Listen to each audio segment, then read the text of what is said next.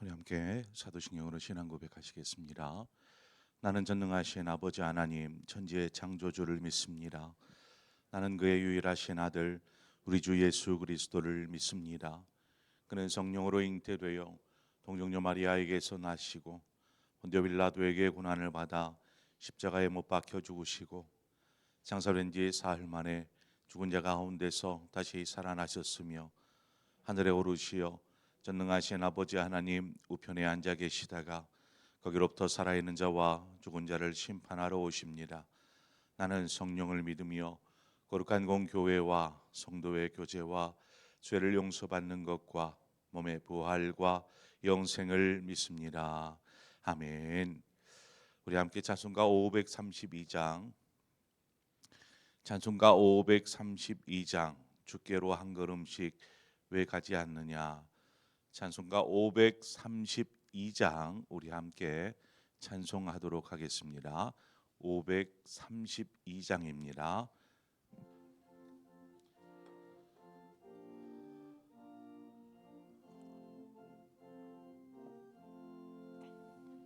주께로 한 걸음씩 왜 가지 않느냐. 내 죄를 자복하고 그 앞에 나가라. 한 걸음씩 한 걸음씩 주께 나오라. 주님께 아뢰이며 노복을 받으리라. 값없이 주는 은혜 너 거절 말아라. 주께로 한 걸음씩 너 빨리 나가라. 주께서 너를 맞아 내 죄를 사하리. 한 걸음씩 한 걸음씩 주께 나오라. 주님께 아뢰이며 노복을 받으리라. 값없이 주는 은혜 너 거절 말아라. 주께로 한 걸음씩 주 은혜 받으라. 기회를 잃지 말고 내 마음 정하라. 한 걸음씩 한 걸음씩 주께 나오라. 주님께 아뢰이며 노복을 받으리라. 값없이 주는 은혜 너 거절 말아라. 주께로 한 걸음씩 곧 와서 아뢰라. 기쁘게 너의 몸을 주 앞에 드리라. 한 걸음씩 한 걸음씩 주께 나오라. 주님께 아뢰이며 노복을 받으리라. 값없이 주는 은혜 너 거절 말아라.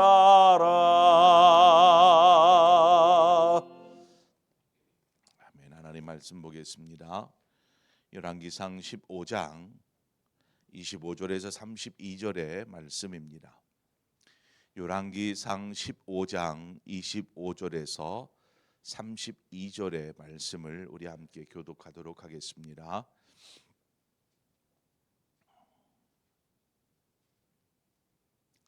열왕기상 15장 25절 이하의 말씀입니다. 유다의 아사 왕 둘째 해에 여로보암의 아들 나답이 이스라엘의 왕이 되어 2년 동안 이스라엘을 다스리니라.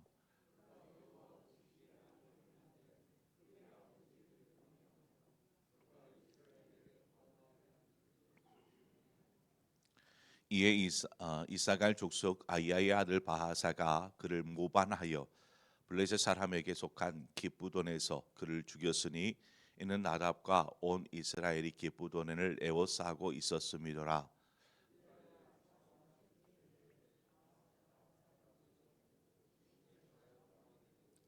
왕이 될 때에 여로보암의 온 집을 쳐서 생명이 있는 자를 한 사람도 남기지 아니하고 다 멸하였는데 여호와께서 그의 종 실로 사람 아히야를 통하여 하신 말씀과 같이 되었으니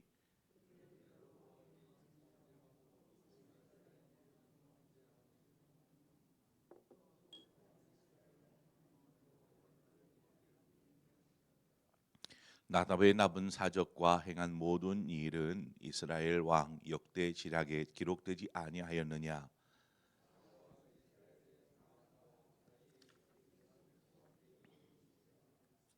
아멘. 열왕기를 읽기가 참 어렵다라고 느껴지는 부분들이 시간 차순으로 이렇게 쭉 이어지는 것이 아니라 들쭉날쭉합니다. 남유다 왕들의 이야기를 하다가 이제 북이스라엘 왕들의 이야기를 할 쯤에는 시간이 뒤로 이렇게 다시 갑니다. 또 많은 왕들, 여러 왕들의 이야기들이 나오다 보니까 정리가 잘 머릿속에서 안 될 수도 있습니다. 우리가 앞서 남유다의 아사 왕 그리고 그 아사 왕과 북이스라엘의 바하사 왕 사이에 전쟁이 일어날 뻔했던 상황들을 함께 살폈었습니다. 아사가 저 아람의 왕 베나다스에게 이렇게 궁중의 왕궁의 성전에 그 보물을 다 가져다 주면서 북이스라엘 바하사를 공격해 달라 이렇게 얘기하지 않았습니까? 근데 오늘 본문은 북이스라엘의 바하사 왕 그 이전에 나답이라는 왕의 이야기로 옮겨갑니다. 그러니까 시간 순으로는 저 뒤로 후퇴를 한 것이죠. 나답은 북이스라엘의 두 번째 왕이 됩니다. 그의 아버지 여로보암이 죽고 여로보암을 이어서 그의 아들 나답이 왕이 되게 되는데 그럼에도 나답의 통치는 오래 가지 못합니다. 고작 2년 만에 죽음을 맞이하게 되지요.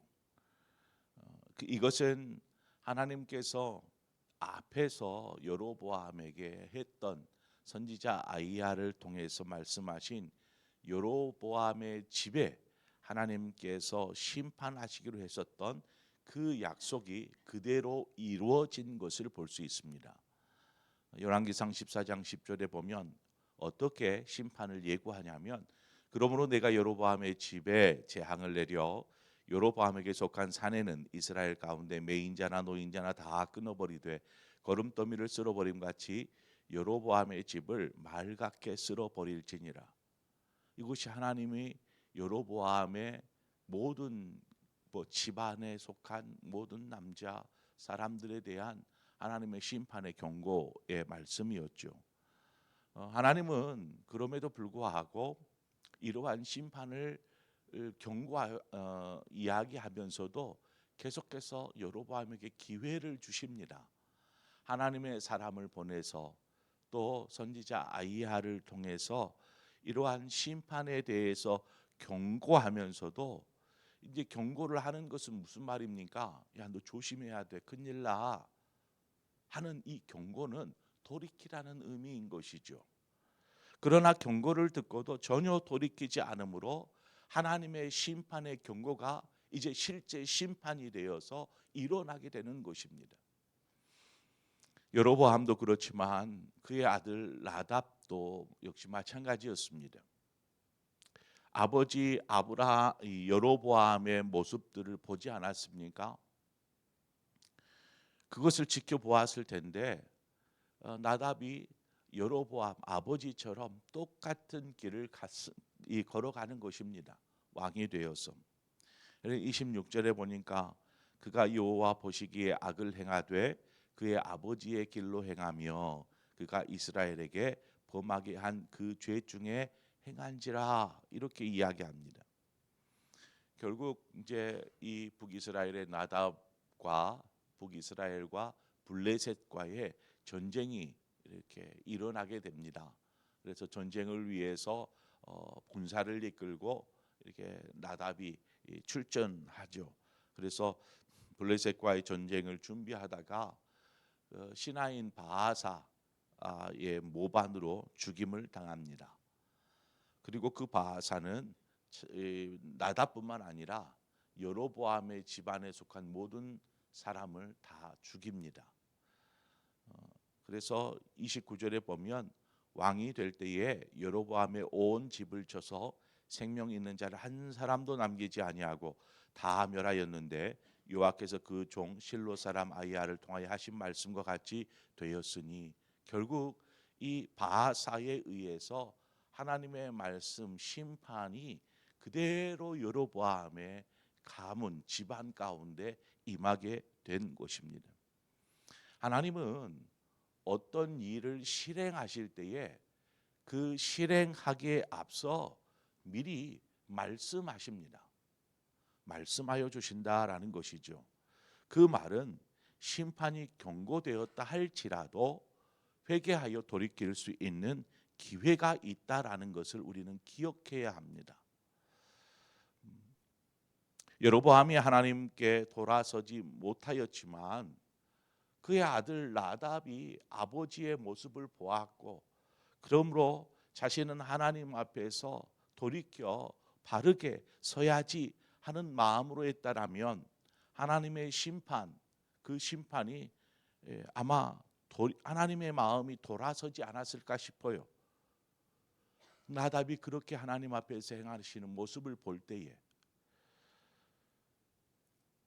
왜 그것을 생각할 수 있냐? 요나서에 보면 니느웨 백성들, 니느웨 왕과 백성들이 자신들의 죄로 말미암아 하나님의 심판을 요나 선지자를 통해서 경고받지 않습니까? 그때에 니느웨에 속한 모든 백성들이 하나님 앞에서 회개하며 돌이키기 시작합니다. 죄악에서 떠나고, 결국 그 일로 인하여서 하나님은 니느웨의 심판을 내리지 아니하십니다. 요나서 3장 10절이죠. 하나님의 그들이 행한 것 곧 그 악한 길에서 돌이켜 떠난 것을 보시고 하나님의 뜻을 돌이키사 그들에게 내리리라고 말씀하신 재앙을 내리지 아니하시니라. 그러니까 하나님의 뜻을 돌이키는 것은 사람이 어떻게 하나님 앞에 서 있느냐에 달려 있더라는 것입니다. 그래서 돌이킬 수 있는 기회가 있을 때 우리는 그 기회를 잃지 말아야 합니다. 고린도후서 6장 2절은 이렇게 말합니다. 이르시되 내가 은혜 베풀 때에 너에게 듣고 구원의 날에 너를 도왔다 하였으니 보라 지금은 은혜 받을 만한 때요 보라 지금은 구원의 날이로다. 은혜의 때가 있고 구원의 날이 있습니다. 이것도 기회예요. 이 기회, 은혜 받을 때에 은혜를 놓치지 말아야 되고 구원받을 때에 구원을 놓치지 말아야 합니다. 우리 교회 집사님의 남편이 그 예수 믿기를 원하여서 집사님이 얼마나 오랫동안 기도하셨는지, 그런데 남편이 좀처럼 말씀을 들으려고 하지를 않습니다. 아내의 말을 귀담아 들으려고 하지 않습니다. 예수 믿읍시다, 같이 교회 갑시다 해도 그냥 뭐 그러던 중에 남편이 이제 췌장암에 걸리셨어요. 병원에 가봤더니 췌장암뿐만 아니라 이곳저곳 장기에 전이가 되어 가지고 이제 사람이 손을 쓸 수 없는 상황이 되어 버렸습니다. 그래서 집사님이 남편이 죽기 전에 어떻게든 예수 믿게 하려는 마음으로 이제 저와의 만남을 좀 주선을 하려고 했어요. 그럼에도 남편이 쉽게 마음을 열지 않았어요. 그러다가 몸이 좀 악화되니까 병원으로 옮겨서 입원을 하게 되었고, 그 과정 속에서 이제 본인도 좀 불안하고 두렵고 또 연약해지기도 하였고 해서 우리 집사님이 여보 한번 만나봤으면 좋겠다. 그래서 병상에서 만났습니다. 병상에서 만나서 복음을 전했지요. 그래서 예수 믿겠다라고 고개를 끄덕끄덕 하시면서 반응을 하셨습니다. 그래서 후에 가서 병상에서 세례를 주었습니다. 집사님이 얼마나 기뻐하시던지요. 그래도 소원하던 기도의 제목이 응답되어지는 남편이 예수 믿고 세례 받고 구원받은 것에 기뻐하시는 모습들을 보았습니다. 여러분, 이때를 놓쳐서는 안 되는 것이죠. 지금은 아니어도 언젠가는 되겠지 하는 막연한 기대, 이것이 아니라 지금이어야 된다라는 이 기회를 놓치지 말아야 한다라는 것입니다. 또 우리는 기도해야 할 때가 있습니다. 기도해야 할 때 기도해야 합니다. 시편 32편 6절은 말합니다. 이로 말미암아 모든 경건한 자는 주를 만날 기회를 얻어서 주께 기도할지라. 진실로 홍수가 범람할지라도 그에게 미치지 못하리이다. 기도할 기회가 있을 때에 기도해야 합니다. 그래야 홍수가 범람할 때에 그 피해를 입지 않을 수 있다라고 성경은 말하고 있어요. 어떤 분이 말씀해 주시기를 기도하는 중에 어떤 사람이 생각이 나대요. 막 생각이 나니까 계속 그 사람이 생각이 나고 마음 가운데 불안함이 막 일어나는, 그래서 그 사람을 위해서 바로 기도하였다라는 것이죠. 기도하였다. 그런데 바로 그 시간 그때에 그분이 교통사고를 당하셨습니다. 차는 폐차가 되었고요. 그럴 정도로 이제 망가졌다라는 것이죠. 큰 사고였습니다.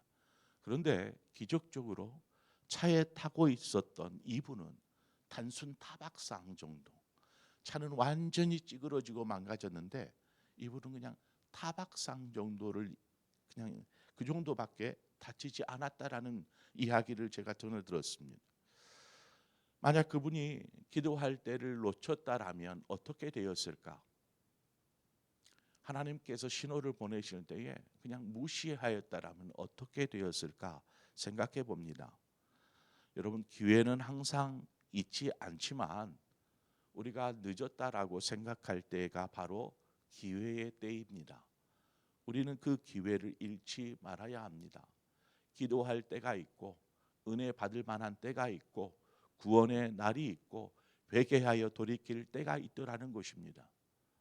여로보암이나 나답이나 이들은 돌이킬 수 있는 기회가 주어졌음에도 불구하고 그 기회를 살리지 못하고 그냥 그렇게 살아감으로 결국 하나님의 심판 가운데 그 집안 전체가 몰락하고 말지 않았습니까?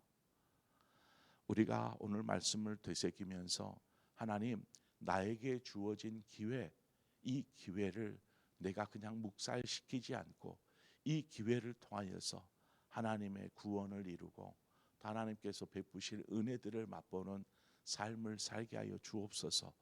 이 기도할 이 새벽의 때에 기도함으로 응답이 있는 삶을 살게 하여 주옵소서.